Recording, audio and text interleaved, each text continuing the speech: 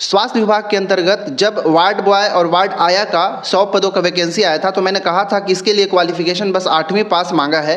तो इसमें higher education वाले तो नहीं भरेंगे क्योंकि उनके अंदर एक ईगो रहता है कि मैं ग्रेजुएट हूँ या फिर पोस्ट ग्रेजुएट हूँ, मैं 8वीं पास का जो वैकेंसी आया मैं उसको क्यों भरूंगा।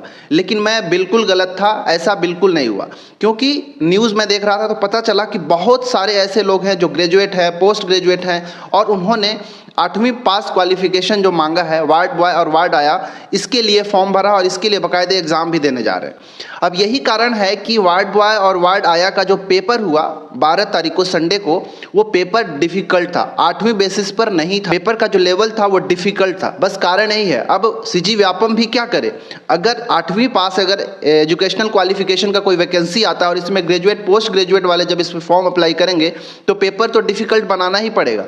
लेकिन एक नुकसान ये भी होगा कि जो ग्रेजुएट होगा या पोस्ट ग्रेजुएट होगा वो 8वीं पास वैकेंसी जो होगा इस काम को अच्छे से करेंगे नहीं। झाड़ू पोछा लगाएंगे क्या? बिल्कुल नहीं लगाएंगे।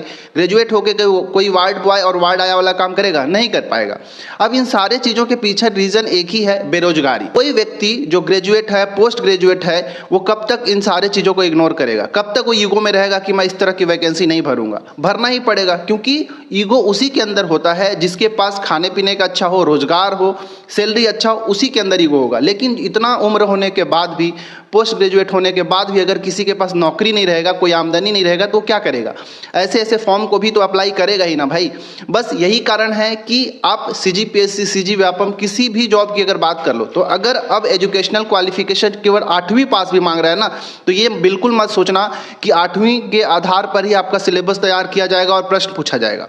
पेपर का लेवल अब आप सभी को डिफ़िकल्ट ही मिलेगा क्योंकि बोर्ड भी अब क्या करेगा, जो भाई ज़्यादा टैलेंटेड बच्चे होंगे, जो ज़्यादा अच्छे बच्चे होंगे, होनहार होंगे, उन्हीं को लेने की कोशिश करेगा, चाहे वो ग्रेजुएट हो या पोस्ट ग्रेजुएट हो। अब इसके लिए जब नोटिफिकेशन आया था तो एक काम करना था कि भाई 8वीं पास है तो 10वीं पास तक के बच्चों को लेना था, लेकिन मिनिमम क्वालिफिकेशन 8वीं पास मांगा तो बेरोजगारी के भय से जिसके पास कुछ भी आमदनी का सोर्स नहीं है, उम्र हो गया है, वो तो अब चाहे ग्रेजुएट हो, पोस्ट ग्रेजुएट हो, वो चाहेगा ही कि मुझे कुछ ना कुछ ऐसा जॉब मिल जाए, जॉब सिक्योरिटी मिल जाए ताकि मेरा आगे का जो फ्यूचर हो सेफ हो जाए। आप सभी को क्या लगता है कमेंट करके ज़रूर बताइएगा।